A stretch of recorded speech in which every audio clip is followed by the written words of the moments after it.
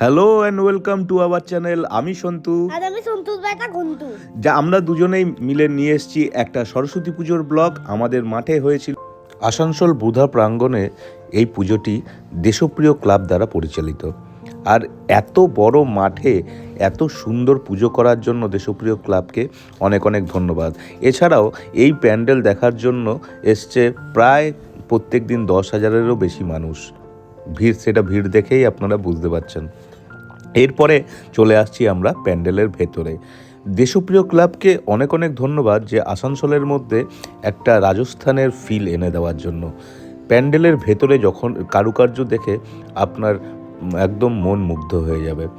এছাড়া এই প্যান্ডেলের যে প্রতিমা দেখুন, যেন স্বর্গ থেকে হাঁসের পিঠে চড়ে একদম দেশপ্রিয় ক্লাবে চলে এসেছে। খুব সুন্দর ছিল প্যান্ডেলের ভেতরটা। এবং আমরা এবার চলে যাচ্ছি মেলার মধ্যে। এবার আমি চলে এসেছি এখানে আমি চাট খেতে। আর এই চাটের দোকানে আমি মেলা ঘুরতে ঘুরতে তো খিদে পাবেই, তাই আমরা চলে গেছিলাম এই চাটের দোকানটিতে। মেলার মধ্যে সব থেকে বড় এই চাটের দোকানটি। আর এখানে পাওয়া যাচ্ছিল ভ্যারাইটিস রকমের চাট। তো ঘুরতে ঘুরতে আমার খিদে পেয়ে গেছিল। আর ঘন্টু দেখো একদম ক্লান্ত। তারপর আমার বাবা আমার জন্য পাপড়ি চাট এনেছিল। চাটের ভুরিভোজ করে আমরা বেরিয়ে পড়লাম মেলা দেখার উদ্দেশ্যে। মেলায় ছিল অনেক রকমের বাচ্চাদের খেলনার দোকান। এছাড়া ঘর সাজানোর বিভিন্ন আইটেমও এখানে ছিল।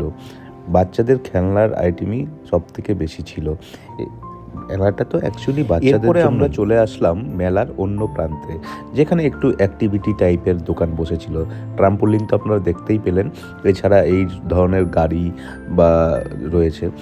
কিন্তু একটা জিনিস মিস করলাম, মেলা মানেই নাগরদোলনা কিন্তু মেলাতে ছিল না। এই জিনিসটাকে আমরা কিন্তু মিস করেছি। তারপর